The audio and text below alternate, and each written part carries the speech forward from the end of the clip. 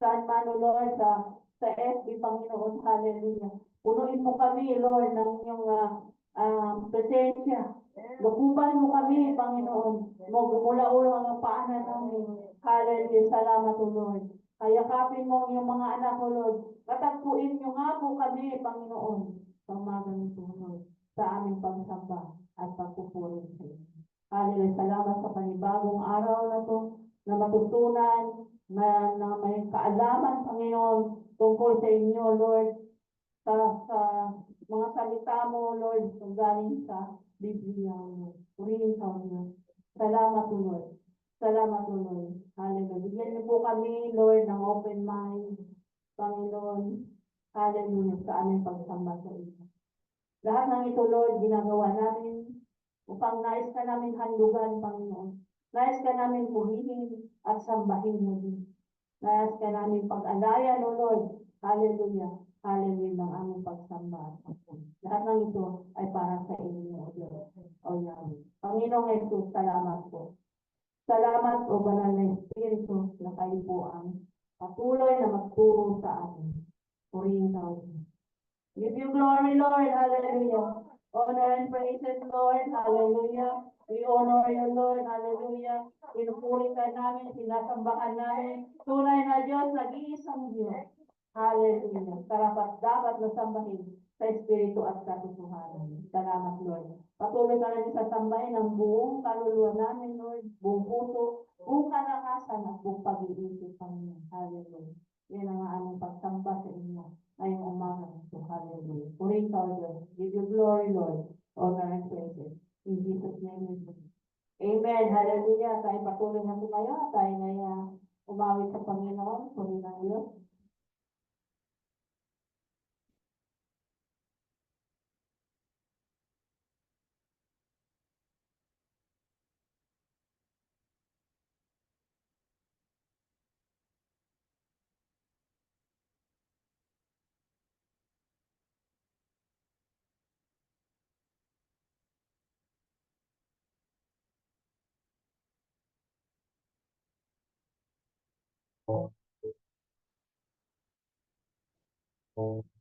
Hallelujah. Tayo umawit sa Panginoon ng Diyos.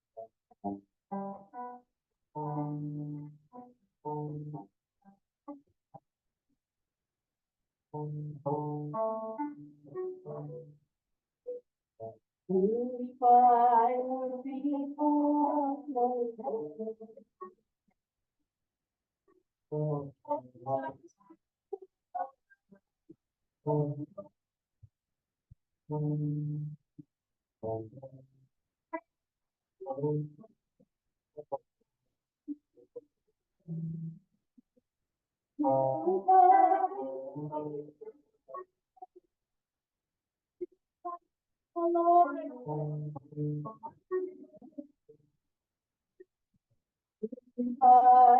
people,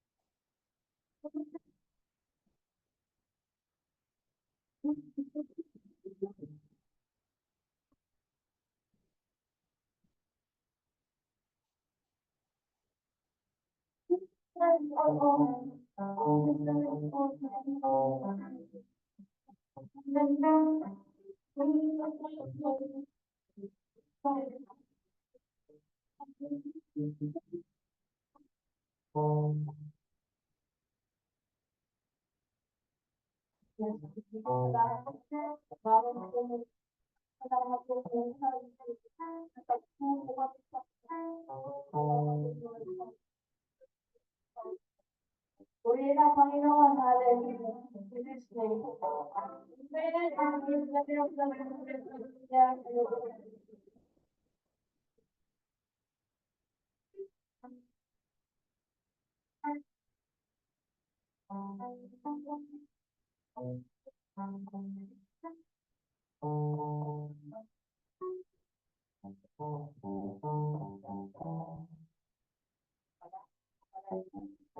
Ng Diyos, hallelujah. Salamat ng Diyos, hallelujah. At ginano po kami na pagpupulong hanggang sa inyong Panginoon. Hallelujah.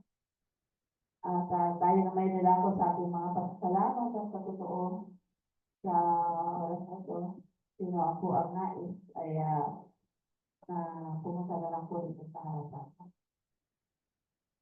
Parang tinignan ako ni Mary at siya yung mauuna na amin. Dahil ako daw muna ang mauna.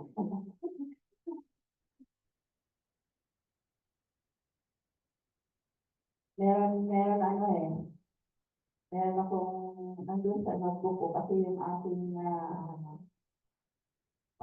sinunoy kasi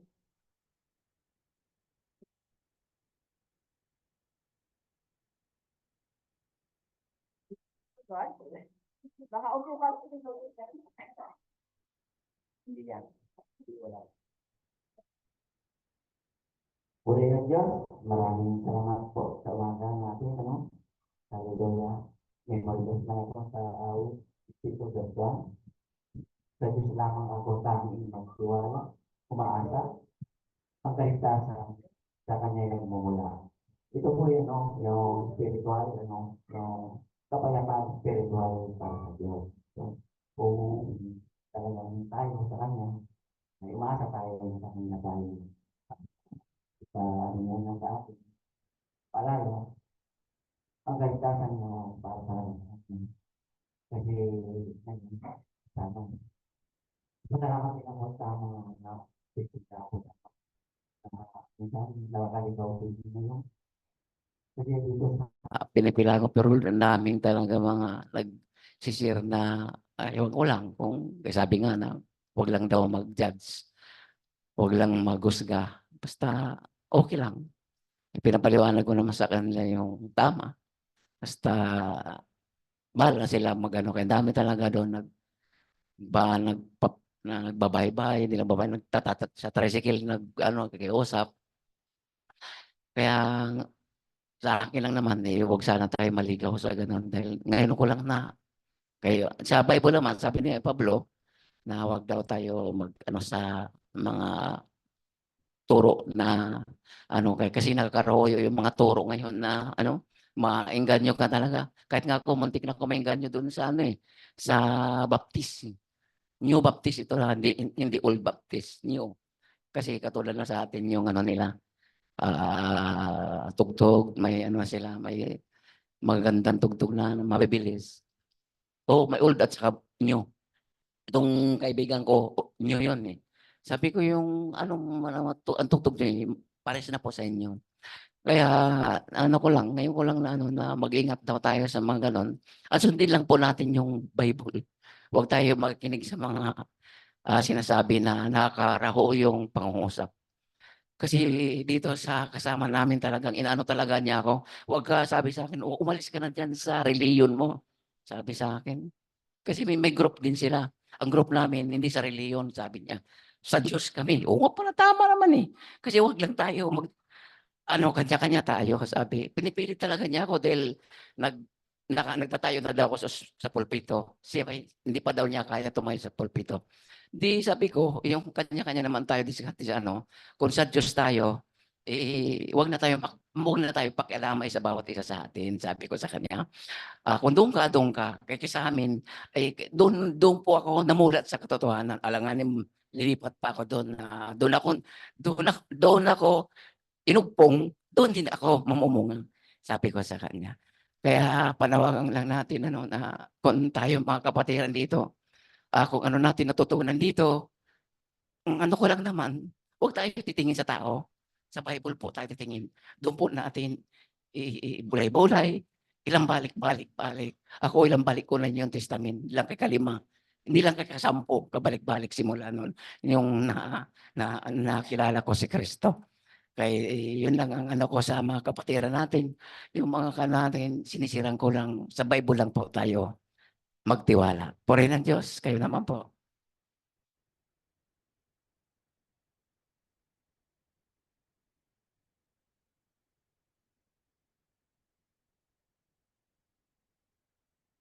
Sa kabila po, meron po ba?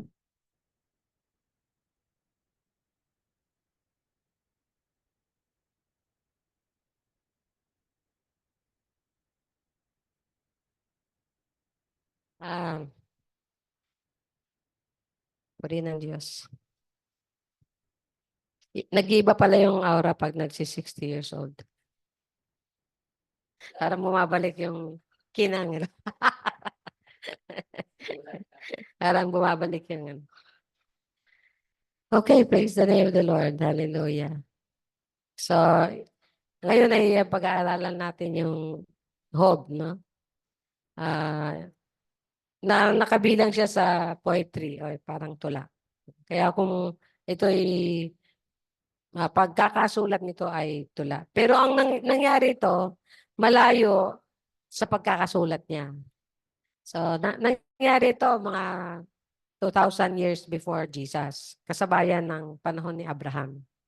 Yun kumalat na kasi yung tao pagkatapos kay Noah, di ba? Nagkalat ng ganyan. Isa siya dyan sa mga napunta dyan. Ang Uz daw ay nasa ibabaw ng Saudi Arabia. Sa banda dyan.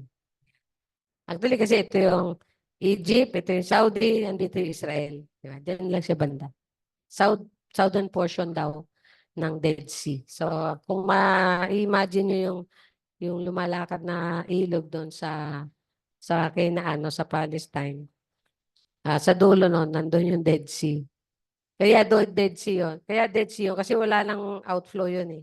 Meron puro pa ganun. Pero wala nang outflow. Kasi doon yung dating ginunaw ng Diyos na Sodom and Gomorrah. Naging dagat ng asin yun. At parang sulfur yun. Yung alam mo yung parang galing sa bulkan. At yung mga pumupunta doon, nagpapagaling ng mga, ano yun, mga sakit sa balat.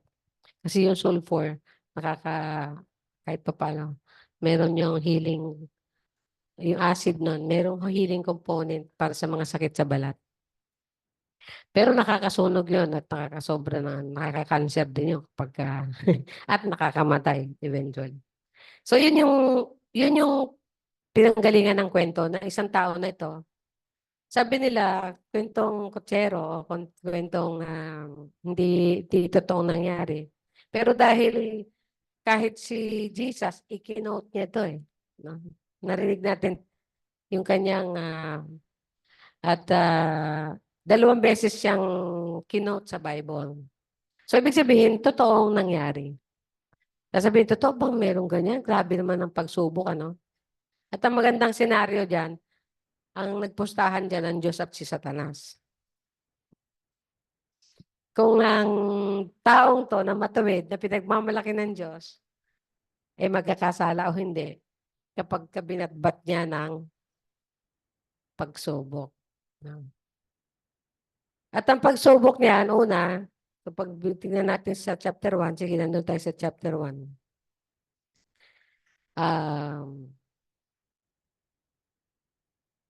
Sige, si Job ay bilang matuwid, sabi dito, ay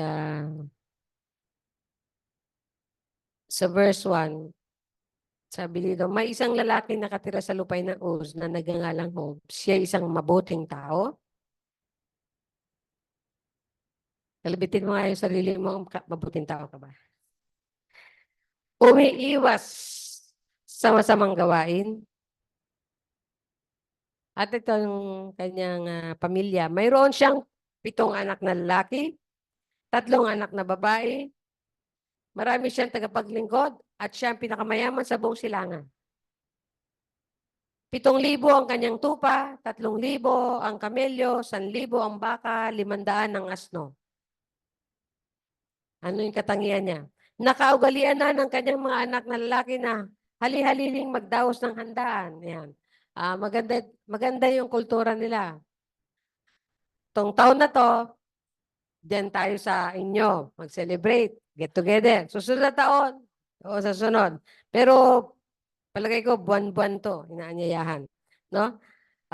Naghahain, magdaos ng handaan sa kanilang bahay at inaanyayahan nila ang mga kapatid nilang babae.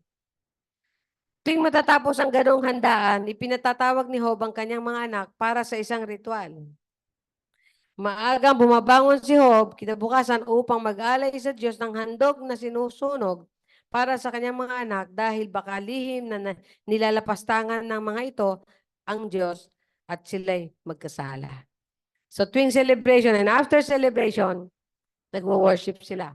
Nag-aalay sa sacrifice ng sin offering na baka daw nagkasala sa sobrang kalasingan ay nagkasala yung mga anak niya. So yun ang, ibig sabihin, anong masasabi natin sa katangian ni Job? Maka-Diyos, no? Makapamilya, mayaman na tao. At sabi nga ni Satanas, wala talagang gagawin yan against sa iyo, sabi niya. Bakit? Pinagpala mo ng sobra eh. Pero subukan mo na paluin yan. Batbarin mo na ang problema pag hindi isumpa ka niyan. Yan ang istorya ng Job. Sana basahin nyo. 40, medyo mahaba, nakaka-boring. You know? Nakaka-boring basahin. Ang maganda lang basahin dyan, yung 1 and 2. Tapos yung huli, 42. Tapos yung 3 hanggang 37, yan yung debate o yung litanya ng mga kaibigan niya na paulit-ulit kinuukil-kil siya sa magsisi ka na, may kasalanan nga, kaya ka nag-suffer ng ganyan. Pero bandang huli, sila yung nirebuke ni Lord. Sabi niya, dahil dyan sa mga maling sinasabi niyo tungkol sa akin, ayan, nilagyan niya, binigyan niya ng sakit yung mga kaibigan ni Job. At bandang huli, sabi niya, pag-pray mo sila para ano. Pero yung pinag-pray sila ni Job, gumaling sila. No? So, hindi natin to maiisip na, kasi yung buong istorya, buo no? Kaya kung ito istorya-istoryahan lang, mahirap din yung mga sinasabi diyan ng mga pangyayari nung story na ito. No? At ang maganda dito, patula yung kanilang sagutan. Patula yung mga sagutan nila magkakaibigan. Okay, happy ending naman. Malalaman natin to. Kaya itong makikita natin dito, ang naghamon dito si Satanas. Sabi niya dito, nagpabalik-balik ako sa lahat ng sulok ng daigdig, sagot ni Satanas. Napansin mo ba ang lingkod kong si Job? Sabi ng Diyos. Tanong ni Yahweh. Wala siyang katulad sa daigdig, mabuti siyang tao, sumasamba sa akin at umiiwas sa masamang gawain. Dinugtong pa ni Yahweh. Sumagot si Satanas, sasabayin pa kaya kayo ni Job kung wala na siyang nakukuha mula sa inyo.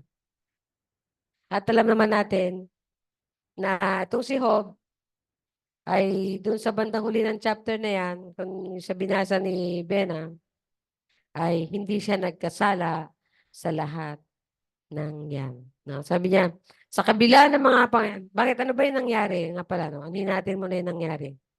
So, ito yung nangyari. So, sabi ng ni Yahweh, sinabi ni Yahweh kay Satanas, kung gayon, gawin mo ng lahat ang gusto mong gawin sa kanya. Yun ang mahirap, di ba? Pinamahala siya sa kamay ni Satanas. Sabi niya, huwag mo lamang siyang sasaktan. At umalis si Satanas sa harapan ni Yahweh. Isang araw, nagkakainan at nag-inuman mga anak ni Job sa bahay ng kanilang panganay na kapatid na lalaki. Walang ano ay dumating kay Job ang isa niyang tauhan. Sinabi nito, kasalukuyan po namin pinag-aararo ang mga baka at nanginginain naman ng mga asno nang dumating ng mga sabeyo.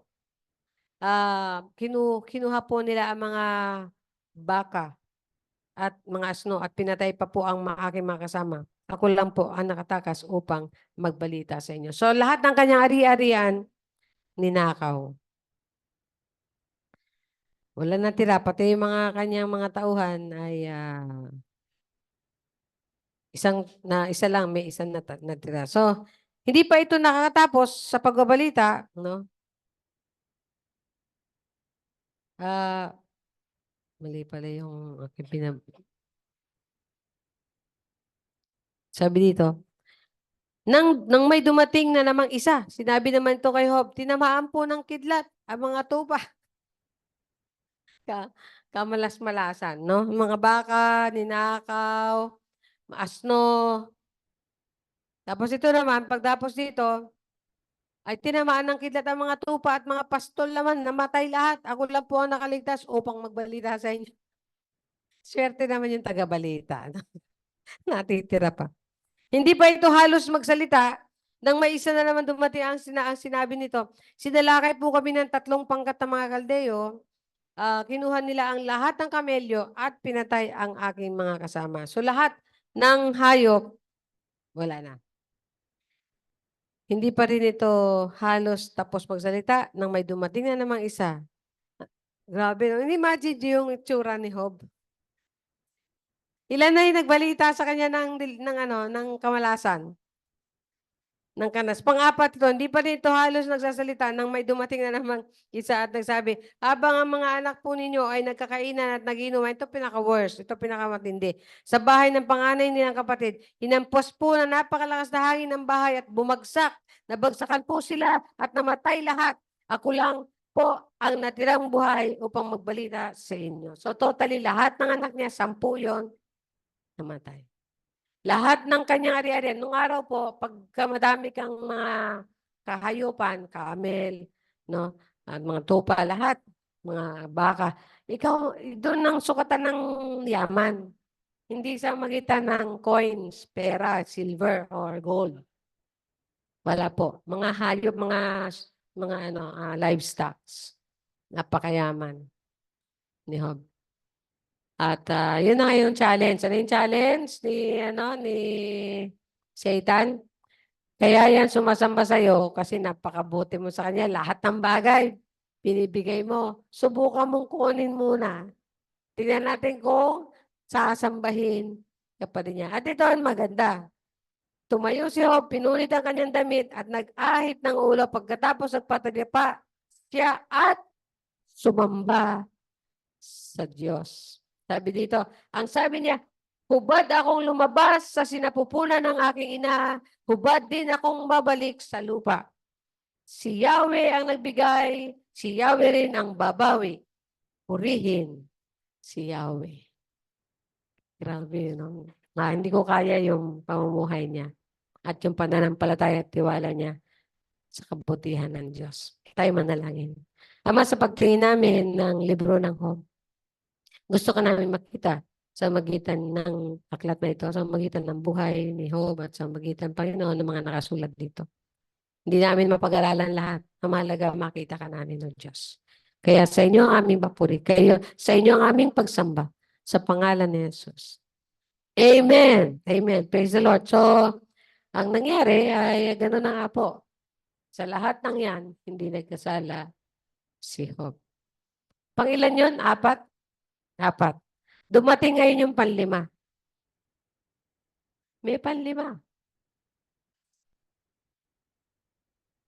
Oo. Last na yun. 2, no? Chapter 2 na yun, ano? Ay, naging English. Naging English. So, yan.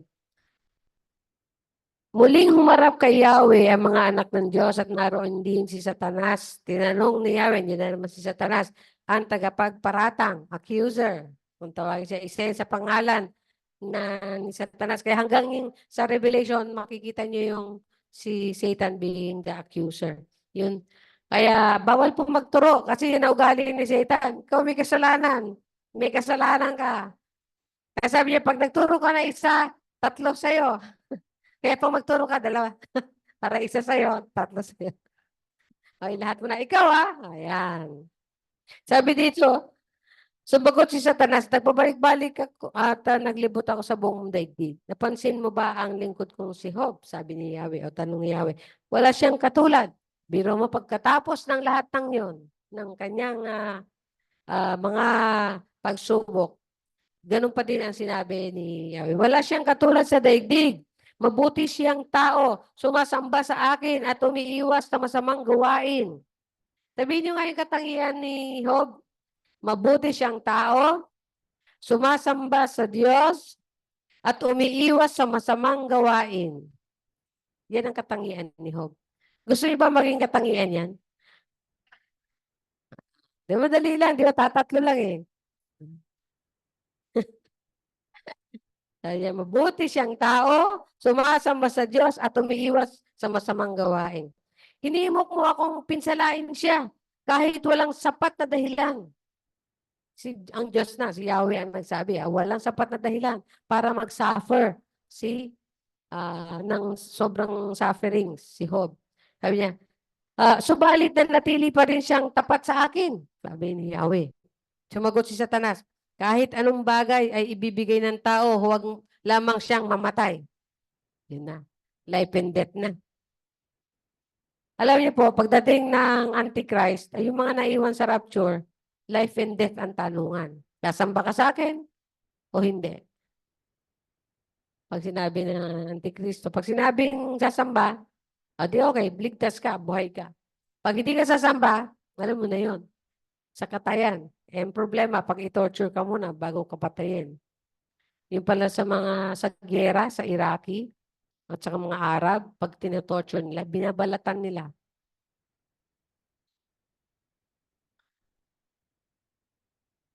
Di ba, huwag kang mamatay? Di ba? Bago kang mamatay, manapaamin nila ng mga ng kung anong mga intelligence na information. Yung mga information kung saan sila nagtatago ng mga bomba, kung saan yung mga nagtatago ng mga spy, kung sino yung mga ganon. No? So yung torture na ganon. Sabi dito, subukin ninyong saktan ng kanyang katawan at sigurado kong susumpain niya kayo ng harap-harapan. Sinabi ni Yahweh, kung gayon, gawin mo ang gusto mong gawin sa kanya, huwag mo lamang siyang patayin. Isang bagay ay hindi pwedeng gawin ni Satanas, yung hindi pinapayagan ng Diyos na gawin. Kaya kung na may nagagawa man siya sa iyo, sa buhay mo, pinayagan yun ng Diyos. So, nung kailangan mong response, katulad ni Job, sabi niya, purihin ang Diyos. Oh, purihin ako. Purihin sa Diyos ang papuri. Sabi niya, dumating akong hubad, aalis akong hubad. Purihin ang Diyos. Sabi niya, thou hast given, thou hast taken away, praise the Lord. Binigyan mo, binigay mo, kinuha mo, sa iyo ang papuri. No? Huwag mo lang siya pa. Kaya umalis si Satanas sa harapan ni Yahweh, tinadtad. Tinadtad ng nagnanaknak na sugat ang buo nitong katawan mula ulo hanggang talampakan.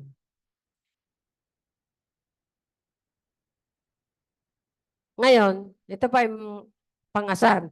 Naupo siya sa tabi ng basurahan at kinamot niyang isang pirasong basag na palayok ang kanyang mga sugat. Sinabi ng kanyang asawa, mananatili ka pa bang matuwid? Sumpain mo ang Diyos at nang mamatay ka na. Ang sagot yun. Kasi pag sinumpa mo ang Diyos, pakidlatan ka di ba? Kaya patay na yung, wala ka ng suffering. Wala ng suffering.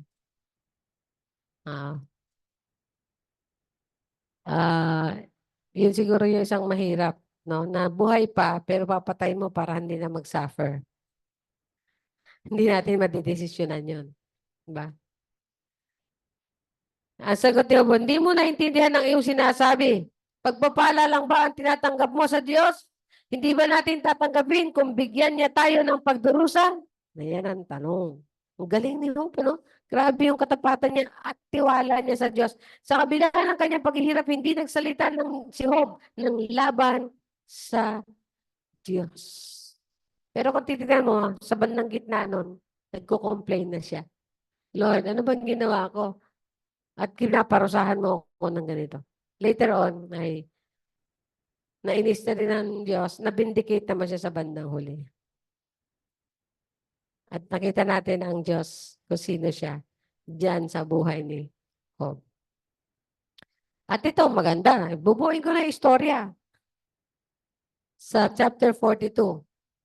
Nung nabindicate siya, no, hindi pa rin siya nagsala, vindicated siya, ay chapter 42,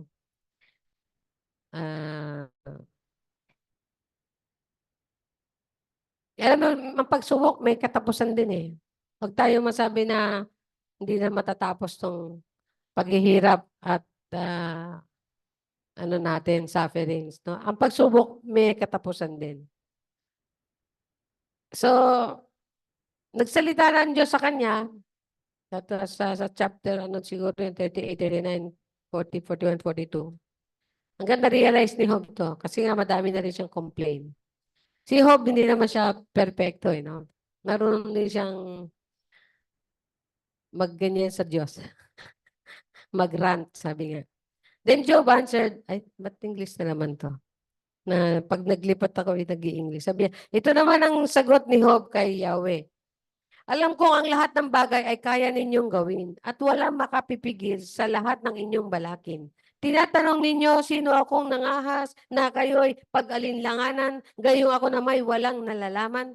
Nagsalita ako ng mga bagay na di ko naunawaan, ng mga hiwagang di abot ng aking isipan. Sinabi ninyong papakinggan ko ang iyong sasabihin at ang iyong mga tanong ay aking sasagutin. Nooy nakilala ko kayo dahil sa sinabi ng iba, subalit ngayon nakita ko kayo ng sarili kong mga mata.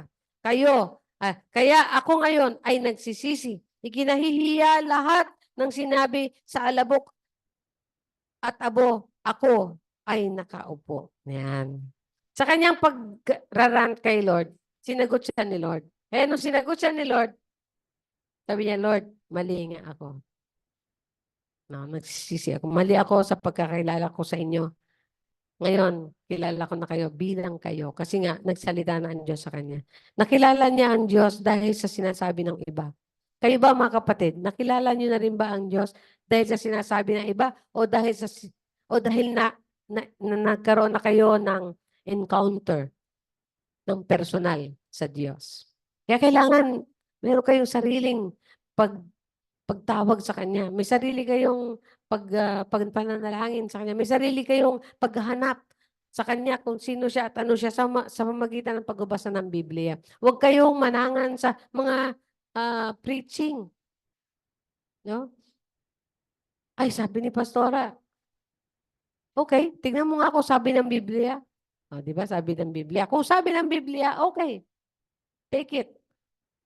Pero sabi ni Pastora, ganun. Saan kaya niya sinabi? Saan kaya yung makikita sa Biblia kung tama yun? Diba? Kailangan meron kayong personal encounter. Kaya nga pag sinabi tinanggap nyo na ba ang personal? O baka sinubo lang sa'yo, tinatanggap mo ba si Kristo o hindi? Tinatanggap ko po. O, diba? Pero ikaw mismo, sa puso mo, nag-iisip ka pa, ayoko muna. Ayoko muna. Di ba? Kailangan personal. Kaya nga sabi dito, subalit kayo, nakita ko kayo ng sarili kong mata. Nagkaroon siya ng personal encounter with God. At yung pagkaroon po ng personal encounter with God, mahirap pong ma-dissuade yun. Mahirap pong mahila o mawalan ng giya o gana. Ay, mali pala yung mga ganyan pala yung mga Kristiyano, iba-iba din pala ang turo. Wag na lang ako, wala na ako papaniwalaan. Sabi nga na naging kaibigan, ka-opisina ko noon, wala na ako pinaniniwalaan ngayon, sarili ko na lang. Mas worse naman yun. Ako kahit kailan, hindi ko paniniwalaan sarili ko. Dahil, ano yung meron ka? Sige nga, anong meron ka? Anong alam mo? Di ba? So,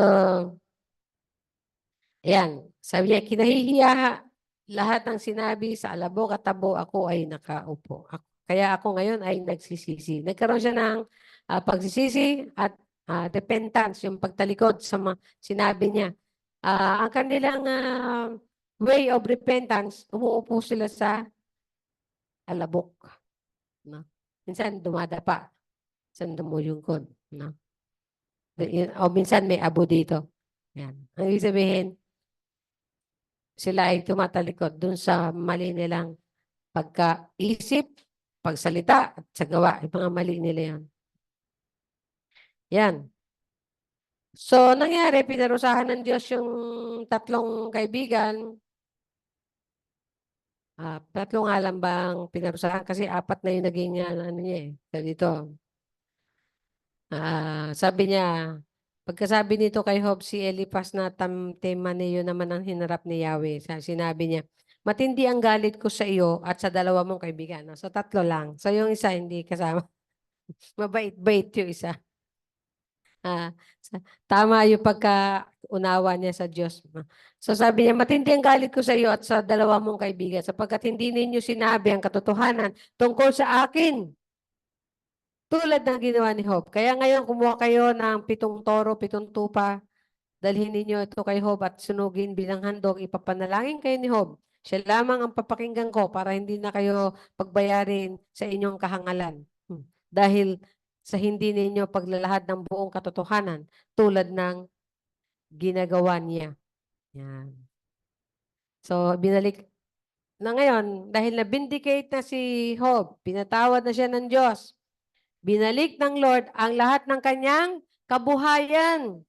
Natandaan nyo kung ilan lahat yung kabuhayan niya na binasa natin sa chapter 1?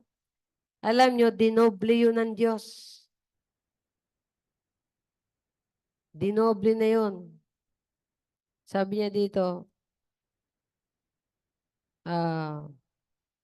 ang kabuhayan ni Job ay ibinalik ni Yahweh sa dati nang ipinalangin nito ang tatlong kaibigan at dinoble pa ni Yahweh ang kayamanan ni Job. Lahat ng kapatid nito, mga kamag-anak at kakilala ay dumalaw sa kanya at nagsalo-salo sila at bawat isa ay nakiramay sa nangyari sa kanya at nagbigay ng salapi at singsing na ginto. Pero nung may sakit siya, di siya dinalaw ng mga kamag-anak niya. At mga huling araw ni Job ay higit na pinagpala ni Yahweh, binigyan niya ito ng 14 na tupa, dati 7,000 lang. 14,000 tupa. 6,000 kamelyo, dati 3,000 lang, naging 6. At 1,000 baka dati ay 500 lang. Inahingas no, 2,000, 1,000 lang, 1,000. Doble eh. Nagkaroon pa si Job ng 7 anak na lalaki at 3 anak na babae, yun lang hindi na doble. Binalik lang. Ang pangalan ng mga babae ay Jemima, Kezaya, at Keren, Hapuk. Ang mga anak na babae ni Job, ang pinakamaganda, ito maganda. Ang mga anak na babae ni Job, ang pinakamaganda sa buong lupain. Ha? Saan kanya? Pinamanahan din niya ang mga ito tulad ng mga anak na lalaki. Si Job ay nabuhay pa ng 140 taon. 140. Inabutan pa siya ng kanyang mga apo sa ika-4 na salinlahi. Matandang-matanda na siya nang mamatay. Ang ganda na story. No? Praise the name of the Lord. Anong God shot natin dito? Sabi nga eh. So, isipin natin. No? Okay.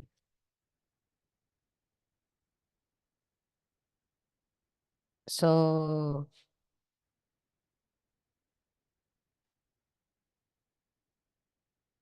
storya ni Job ay makikita natin dyan sa lahat ng yan, sabi dito, sa lahat ng sufferings. Kaya a righteous man who experiences sufferings, he was tested so hard, accused of having a secret sin, yet vindicated by God in the end. No? Una po makita natin, sufferings purifies the righteous. Nagiging mas makinang, nagiging mas mabuti, nagiging mas maayos ang pamumuhay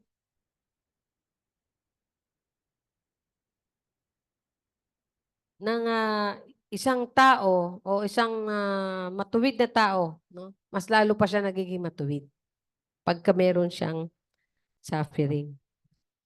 Yan yung sabi diyan sa Zechariah 13:9. So yung buksan niya Zechariah 13:9. Sabi dito sa Zechariah 13:9. Hindi ko lang na kuha yung mga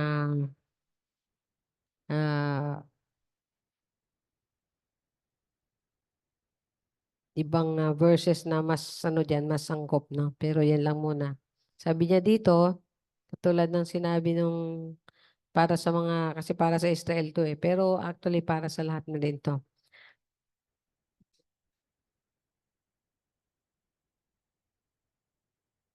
Sabi dito, ay, ang mga ito'y padadaanin ko sa apoy upang dalisayin, tulad ng pagdalisay sa pilak at ginto.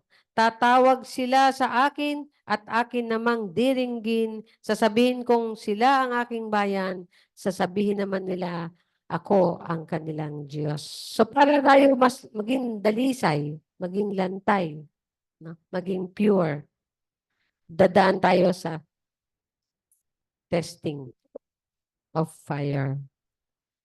So, ganoon talaga. Paano ka ba nahutok sa buhay mo ngayon at sa lahat ng kakayanan mo ngayon? Paano ka nahutok? Di ba dumaan ka din doon sa mga ganon na mga pagsubok. Pero kung nabuhay ka na merong yaya, nabuhay ka na merong madaming pera, nabuhay ka na binibigay lang lahat ng pangailangan mo. Palagay niyo ba matututo ka magtrabaho, maghanap buhay, matuto ka sa buhay, maghumawak ng pera, and so on and so forth? Matuto ka bang mangarap? Hindi ka na siguro matutong mangarap. Binibigay na lang sa'yo, susubuan ka na lang. Kaya yung hardship, sufferings, testings, ay hindi lang nagpapadali sa ng puso at kaluluwa, kundi nagpapatibay sa tao, no? At sa kakayanan niya. Kaya physically and spiritually, mentally and emotionally, nabibuild ka, no? Through sufferings. Kaya pasalamat tayo kung, ang sabi ni James, Pasalamat tayo kung dadaan tayo sa lahat ng pagsubok. May kadugtong yan. Kaya nasa inyo na yung pagdugtong dyan. So, ano pa? So, dito makita natin na si Jesus pa rin yung Redeemer, tagapagligtas. Tingnan natin sa Job 19:25. Job 19:25. So, sabi diyan ay, ito yung kantang gustong-gusto ni Shani Boy. For I know that my Redeemer and Vindicator lives. No? Na-vindicate siya. Ibig sabihin, napawalang sala siya o napatunayang matuwid. And at the last, He will take His stand upon the earth. Even after my mortal skin is destroyed by death, yet from my immortal flesh I will see God, whom even I, will see for myself, and my eyes will see Him, and not another. So, Tagalog, sabi diyan,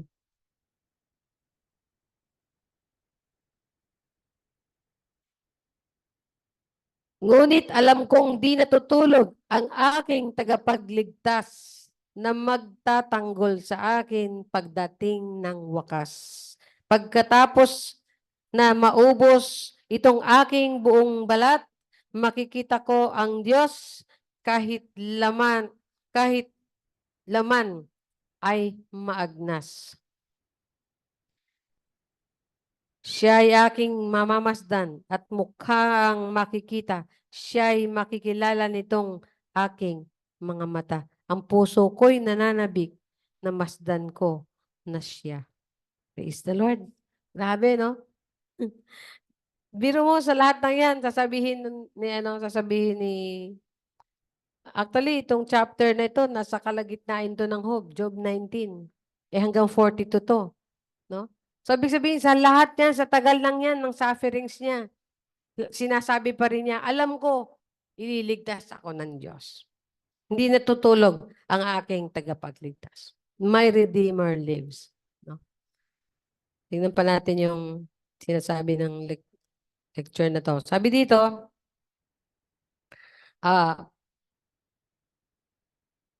sa lahat ng sufferings na yan, naki-identify si Jesus. Kaya yung suffering niya sa cross, nalaman niya, naranasan niya, naunawaan niya ang lahat ng sufferings natin.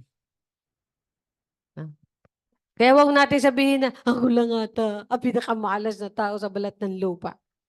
Alam niyo po, si Jesus, dinanas din niya yan para hindi niyo masasabi sa kanya, hindi mo ako naiintindihan, no Diyos. Hindi mo ako naiintindihan, Panginoong Jesus. Naiintindihan niya yan. Pero sa lahat ng yan, katulad ni Job, hindi siya nagkasala. Jesus o Christ identifies Himself at our sufferings. No? Yan yung sabi sa Hebrews 4:15 na sa lahat ng yan, dinaanan niya pero hindi siya nagkasala. Isa pa. No, isa na. Doon nakilala natin ang Diyos bilang sovereign God. In control of everything. Sa lahat ang pangyayari. Nakapangyayari. Ano ba yun? Nakapangyayari. Sa lahat. Pag ayaw niya, hindi mangyayari. Pag gusto niya, mangyayari. Kaya lahat ng yan ang tinatawag na sovereignty of God. No? Nothing in this world happens apart from His knowledge. Nothing happens if He will not allow it. Nothing happens if He will control it. No? Lahat yan, sovereignty ni Lord yan. Yan yung sinabi niya sa Lamentations 3:37. Yun ang maganda. Sabi niya, di ba't pangit at maganda galing sa bibig ng Diyos? Huwag natin sabihin na maganda lang ang pwedeng gawin ng Diyos sa atin. Kahit pangit, pwede niyang gawin yan. Sapagkat gagamitin niya yan para sa kabutihan natin. No? All things, God will cause all things work together for good to those who love God and to those who are called according to His purpose. Romans 8:28. Lahat ng bagay pinaglalakip-lakip ng Diyos para sa iyong ikabubuti. Sa inyo ng mga umiibig sa Diyos at sa mga tinawag ng Diyos. Yan ang sovereignty ng Lord. Yung isang kapisina ko ngayon, sabi ko nga sa inyo na kinikwento ko, hindi na talaga maintindihan yun. Hindi. Meron bang mabuting Diyos na gagawa ng masama sa'yo? Alam mo, hinaalaw nga niya yung kasamaan para sa kabutihan mo. Better good. For your better good. He allows bad for your better good. Mas mabuti, yung mas mabuti, mas nakakabuti sa iyo.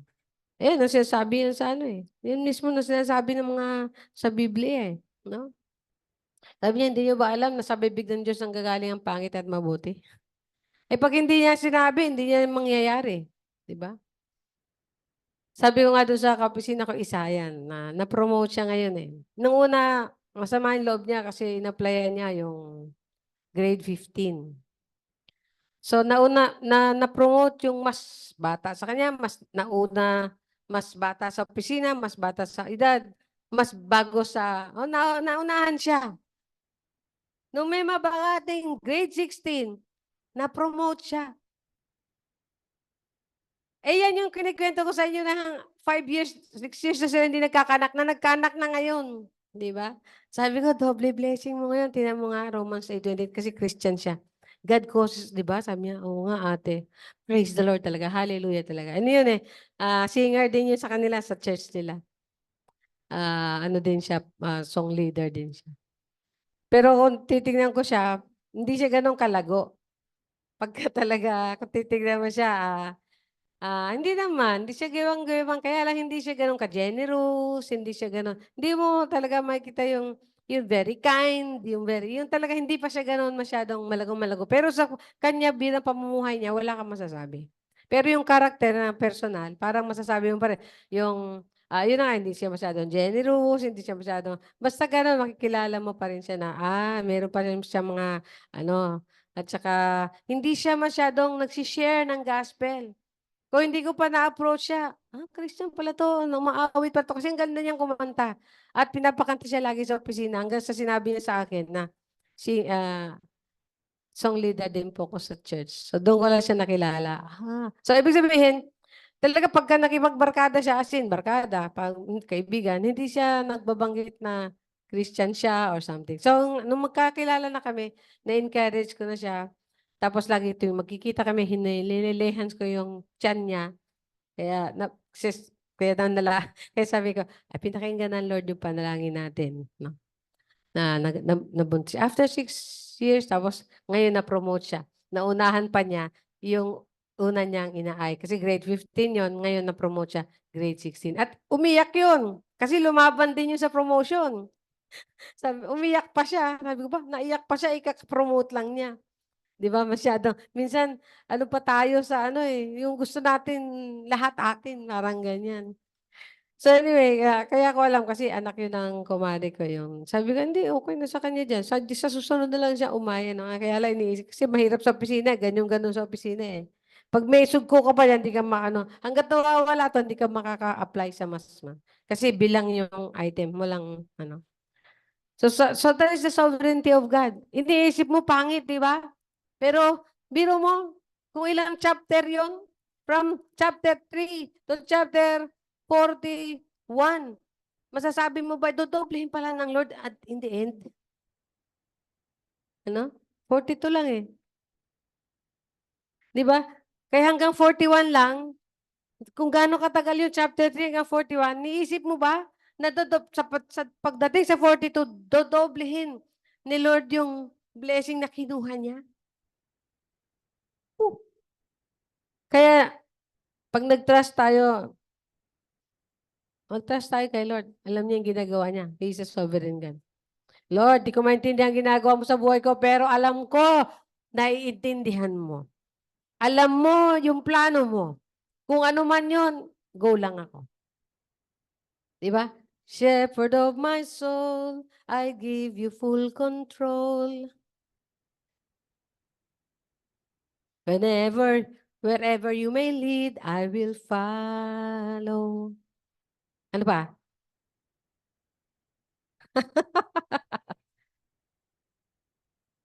Ayan, hindi niyo na alam.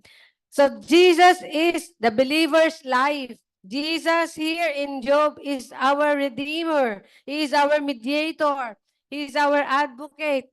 He is the vindicator. Siya yung magsasabi na, tama yun, ginagawa mo. Lord, wala akong kakampi. Inaway na ako ng lahat ng tao. Pero si Jesus, pwede mag-vindicate sa'yo. In the end, He will bless you. He will vindicate you. Ikaw ang sasabihin, tataas, okay pala siya. Kahit na bato-batuhin ka. Bato-batuhin ka ng kahit sino. Ibato ang mga pangit na sinasabi sa'yo. Mabuhay ka lang ng tama sa mata ng Diyos. At sa bandang huli, mapapatunayan nila, mali sila. Kaya sabi niya, hayaan mo lang na batuhin ka nila. O gawaan ka nila ng mali, gawaan ka ng masama. Bandang huli, gawaan mo sila ng mabuti. Ang mangyayari, para ka daw naglagay ng ano sabi? Yung sabi doon sa Romans, vengeance is mine and I will repay thee. You will heap coals upon their head if you will do good to them. Pagka naggagawa ka ng mabuti sa kanila, para ka daw naglagay ng coal. Yung nagbabagang uling diyan. Ang iniisip ko, ibig sabihin mapapahiya sila.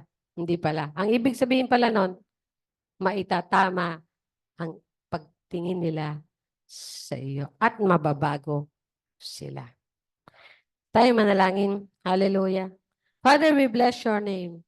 Lord, hindi namin alam kung kakayanin namin ang pagsubok na hinarap ni Job.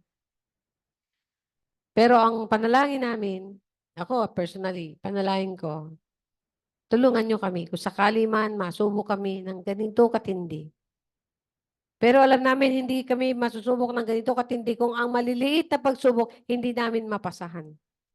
Nawa matutunan namin unti-unti na malagpasan at mapasahan namin ang bawat pagsubok, bawat hamon, maliit man o malaki, sa buhay namin na ipagkakaloob nyo. Dahil nagtitiwala kami sa inyo, O Diyos, sa inyong kabutihan, sa inyong pag-ibig, sa inyong karunungan, sa inyong kapangyarihan.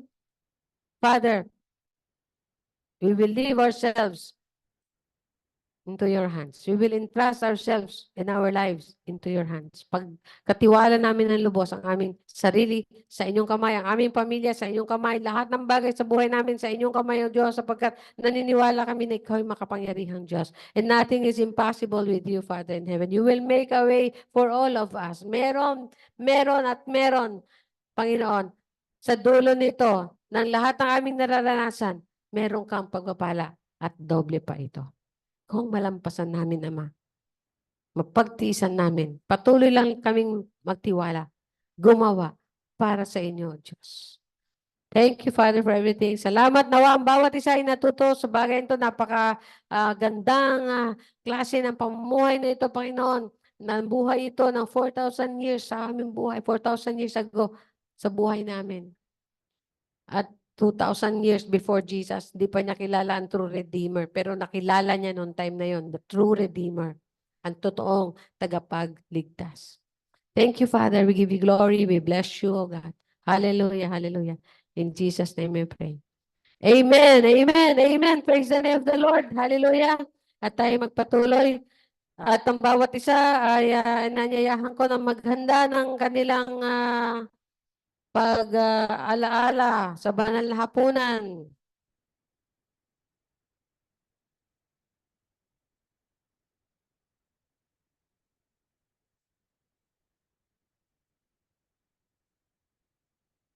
Ayan. Ang tanong ng ating apo, bakit daw hindi ostya? Kasi nakita niya ginawa ito sa Catholic. Sabi ko, pwede naman kahit hindi ostya. Kasi symbol na lang naman yan, simbolo ng katawan ni Kristo. Hindi katulad ng katuruan sa kabila na hindi yan simbolo, kundi nagiging tunay daw na katawan ni Kristo pag pinagpala nila. Ay mayroong libadura. Kaya dapat yung wag na daw yung may libadura. Mayroon din naman 'to eh kasi tinan mo. Hindi naman ito manipis na manipis, ano. Praise the Lord. Punta lang tayo sa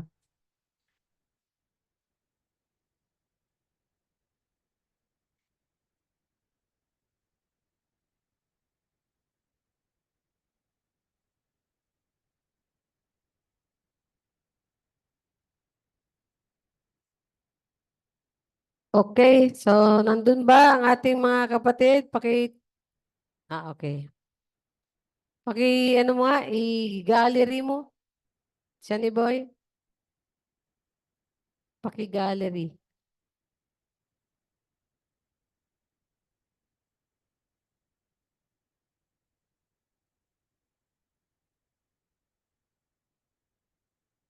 Doon na tayo.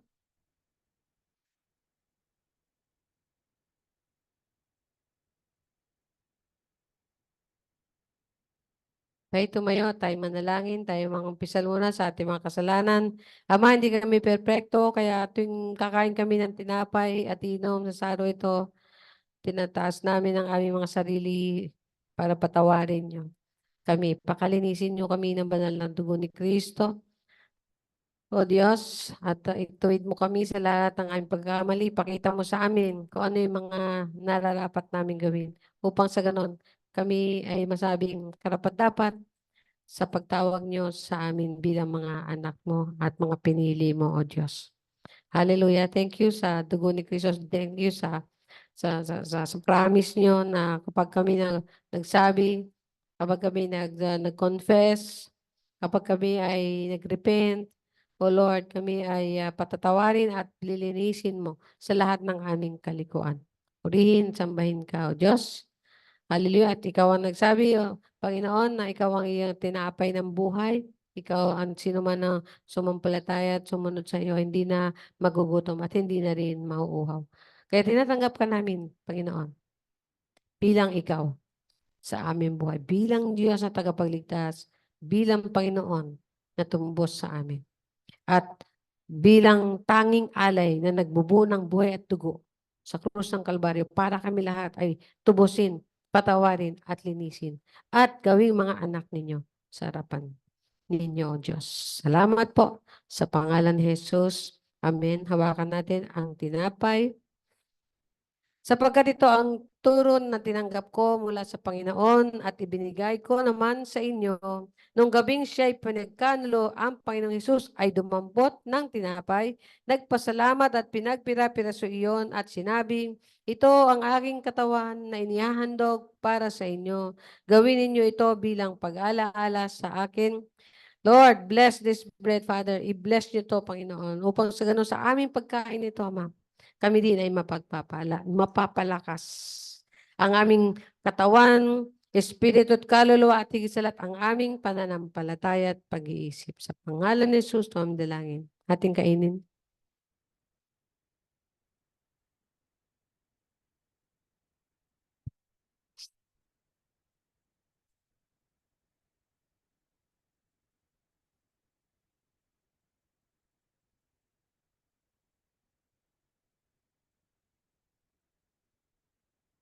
Tayo manalangin. Hawakan natin ang saro. Lord, pagpalain niyo ito upang sa ganun makatighaw ng lahat ng aming kauhawan. Makasagot sa lahat ng aming katanungan. At makapagbigay ng sigla at kaliwanagan sa amin lahat. Purihin ka, O Diyos.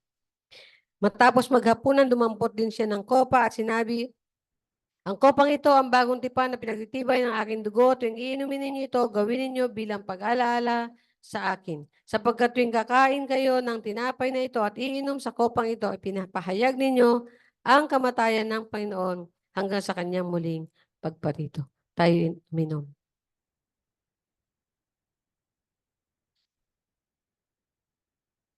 Thank you, Jesus.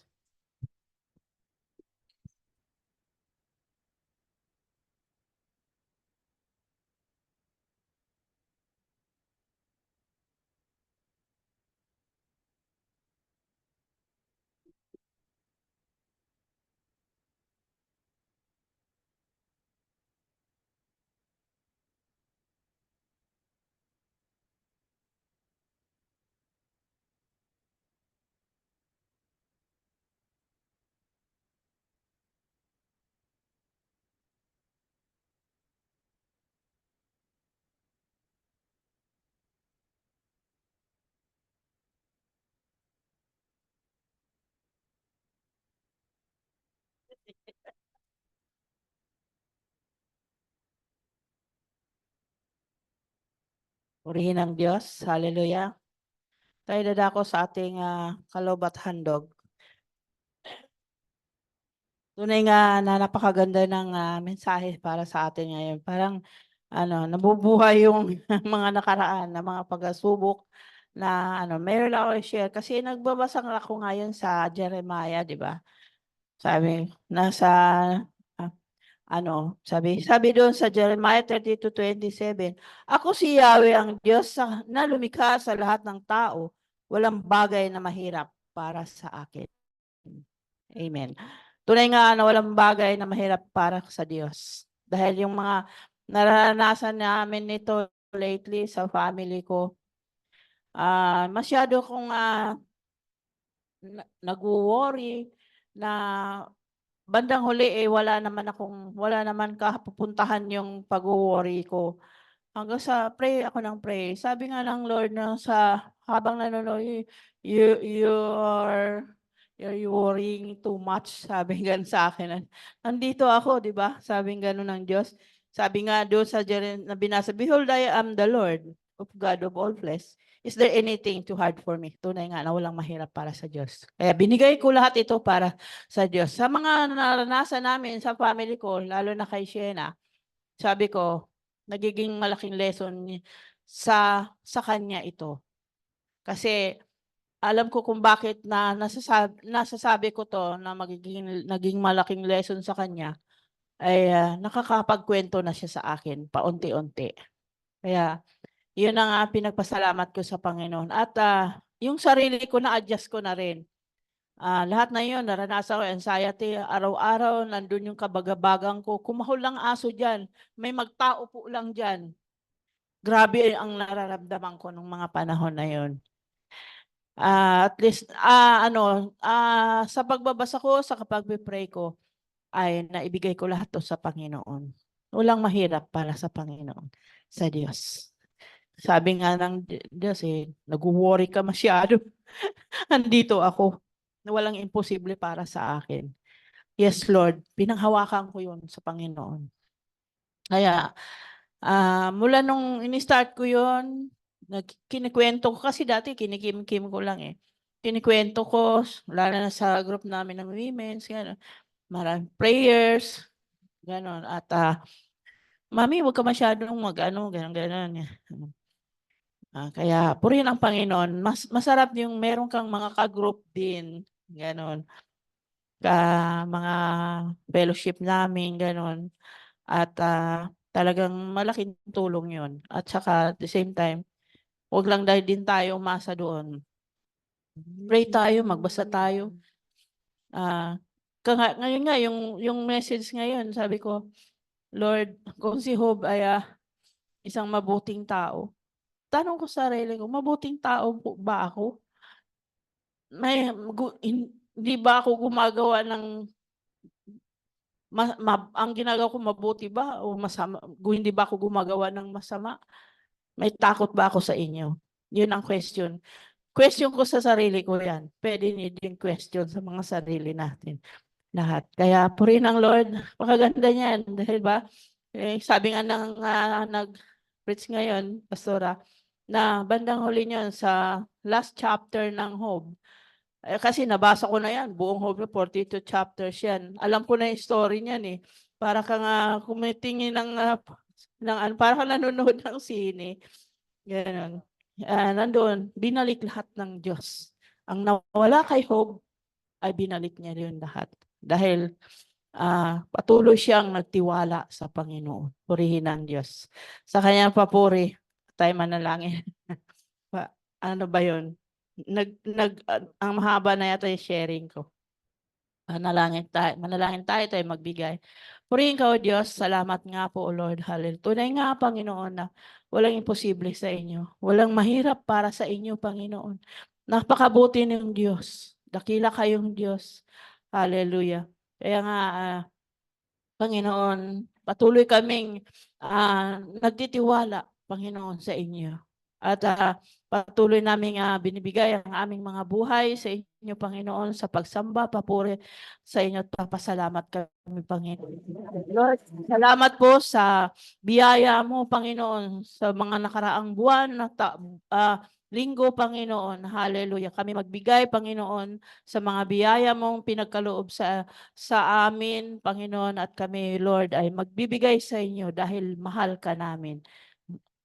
Love ka namin, Panginoon. Nais ka naming pag-alayan, Panginoon, ng mga resources namin, Panginoon, na nararapat na para sa inyo, Diyos. Purihin ka, Lord, para magamit sa inyong ministeryo, sa inyong kalalago ng inyong gawain, Panginoon, sa kalalaganap, Panginoon, ng inyong mga salita.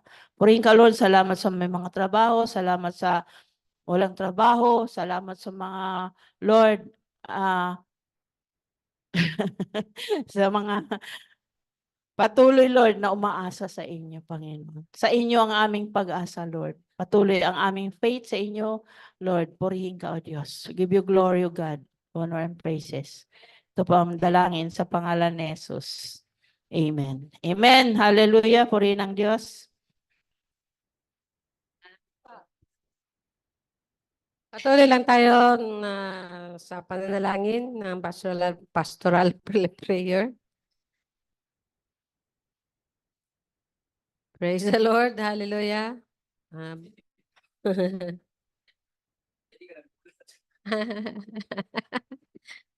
Tayo manalangin para sa pastoral prayer. Kung ano po yung ating mga dalangin, ay iwanan natin ngayon sa paanan ng trono ng biyaya ng Diyos. Hallelujah. Ama, sa aming pagsamba, lagi namin dala-dala, naunawa ang bawat isa dala-dala. Hindi lang yung pasalamat, kundi yung mga bagay na ipagkakatiwala namin sa inyo. Yung mga pangailangan, iniiwan namin sa inyo, Diyos. Yung aming mga nasa isip, na kaguluhan, kabigatan, o yung aming mga pangarap. Lahat ng ito, it is laid down before you, Father in heaven, sapagkat alam namin, ikaw ang katugunan. Ikaw ang aming Diyos na nagbibigay ng lahat ng pagpapala. Thank you, Father, na hindi mo kami binibigo at sa tamang kapanahunan, nakikita namin ang mga bunga ng yan ng aming mga kahilingan. Bunga ng lahat ng aming mga panalangin. Bunga ng aming mga pagpapagal at mga paglilingkod sa inyo. Salamat po. Hihintay lang kami. We will hope. Sabi nga ni Pablo, in hope against hope, we will continue to believe. Thank you. Ikaw ang karapat-dapat na lagi lang namin tanawin, hintayin at asahan sa lahat ng bagay. Sa aking mga kapatid, yung mga estudyante, salamat sa pagtulong sa pag-iingat yung sa kanila, sa provision. Sa mga magulang, salamat sa kalakasan. Salamat po sa wisdom. Salamat, Panginoon, sa faith na patuloy niyong nilalagay sa puso nila. Sapagkat ang pananampalataya na yan, ang tanging maipapamana namin, O Diyos, sa aming mga anak. Nawa ito'y patuloy na lumago, tumubo, at mamunga sa kanila mga buhay. Kasi kami, sa aming sa aming pamilya, ito kami ay bunga ng pananampalataya ng aming lola. Kaya salamat, hindi ka, sabi nga nyo, kay Job, hanggang sa 4th generation, Lord, nakita niya yung blessing nyo sa mga apo niya. Apo at mga inapo pa niya, Panginoon. Thank you, nawa maranasan namin ang ganyang klaseng pagtitiwala sa inyo, ma-adapt namin, matutunan namin, Father, unti-unti. Hindi naman namin matutunan ng ganon kalaki kagad, kundi yung unti-unting pananampalataya at pagtitiwala sa inyo ay magawa namin, O Diyos, upang hindi lang hindi lang ang pagpapala lagi ang inaasahan namin, kundi ang tunay na pagkilos mo sa buhay namin. Lahat, Father, wala kaming tatanggihan. It's all about you, your purpose, and your love for us. Thank you, God. Hallelujah. We give you glory and we claim all the answers. We claim, Father, na pinakinggan mo, inaangkin namin ang pinakinggan mo, naunawaan mo, at pinagpala nyo kami ngayon, O Diyos, at inabot sa aming mga kalalagayan. Sa pangalan ni Jesus, to aming dalangin. Amen and amen. Hallelujah. Para sa big blessing ng Lord. Hallelujah. We give you glory, Father in heaven.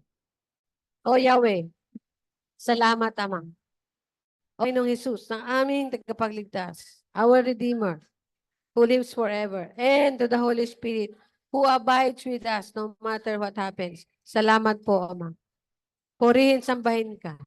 Pagpalain niyo kami ngayon at magpakailanman. Amen and amen. Praise the Lord. Hallelujah. Praise God. Documentation po.